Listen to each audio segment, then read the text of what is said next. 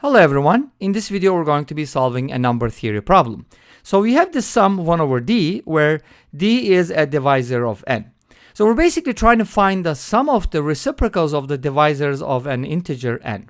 So let's take a look at an example first to understand what's going on here. So suppose n is equal to 6. What are the divisors? 1, 2, 3, and 6. Notice that I wrote them in numerical order, so that's important.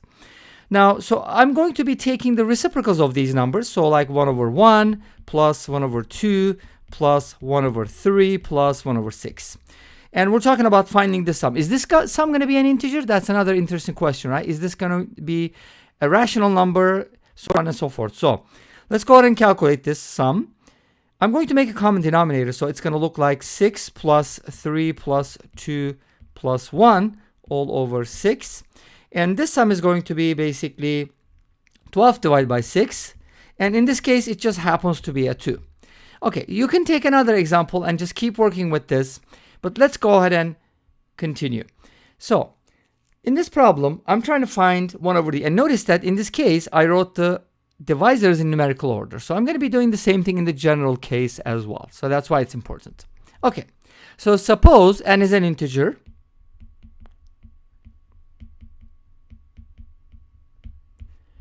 And let its divisors be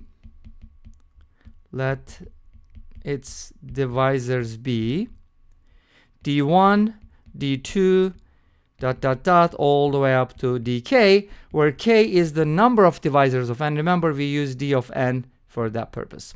So these are all the divisors of n, k divisors of n. And I want to make sure that these are all in numerical order. That's important because I'm going to be comparing them and pairing them up. So it's important that they are arranged from smallest to largest. Obviously, the smallest divisor would be 1 in this case, and the largest divisor would be the number n itself. Okay, so now we're going to go ahead and add the reciprocals of these divisors. Let's go ahead and write that down as a sum without the sigma. 1 over d1 plus 1 over d2 and it's going to end with 1 over dk. Again, I'm not writing these as is, but d1 is 1 and dk is n. So let's go ahead and write that down. d1 is the smallest divisor is 1 and the largest divisor is the number itself. But that doesn't matter because we're going to solve this in the general case. Okay, so what am I going to do here? Well, you can make a common denominator. Obviously, that's one method to look at it, but I'm going to be using a slightly different approach. Pretty much the same thing, but it's kind of more fun to do. So this sum that I'm trying to calculate, I'm going to call that S, which makes sense, right? Because it's a sum. It's not a product. So, and then after this, I'm going to multiply. This step is actually critical. I'm going to multiply both sides by n. Multiply by n. And why am I doing this? You're going to know in a little bit. So when I multiply both sides by n, obviously I have a sum on the left hand side, so every term in the sum will be multiplied by n. So it's going to look like n over d1, n over d2,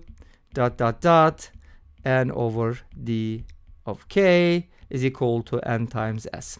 Now notice that d sub k is equal to n, so the last one is going to be 1 and the first one is going to be n. So we're basically adding all the divisors, right? Or the sum of the, or we're adding, did I say divisors? We're not adding divisors, we're adding the reciprocals of the divisors. But guess what? We said that at the beginning, we're going to put them in numerical order. So what is that sum supposed to represent, right? So let's take a look at this list here.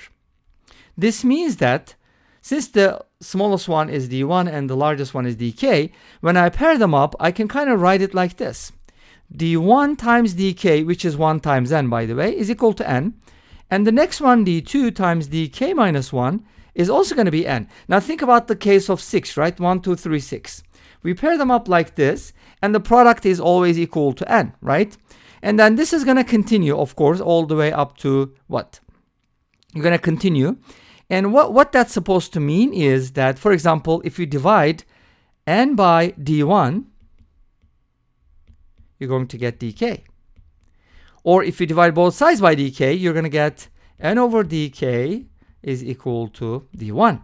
Wow, that's interesting. So this basically equals d sub k this one is equal to d, oopsies, this one is equal to d sub k minus 1, dot, dot, dot, and at the end, n over d sub k is going to equal d1. And what is that supposed to mean? Well, we kind of got the sum of the divisors, but in reverse order.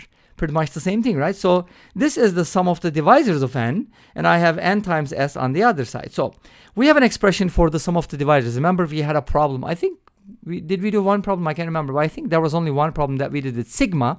So it's called sigma. So sigma n basically represents the sum of divisors of n. You can actually look at that video for more information, but I'm also going to link it in the description below. So sigma n is equal to n times s, and remember, our goal is to find the sum of the reciprocals, which we set equal to s. So then we found it. If you divide both sides by n, you're going to get the answer. So this sum, the sum of the reciprocals, it's a hard word to say, right? The sum of the reciprocals of the divisors of n is equal to s, which is equal to sigma of n divided by n. Okay, this also kind of looks similar to what we did before, but that was with the tangent function. It's kind of slightly different one. Okay, so this brings us to the end of this video. Thank you for watching. I hope you enjoyed it. Don't forget to comment, like, and subscribe. I'll see you tomorrow with another video. Until then, be safe, take care, and bye-bye.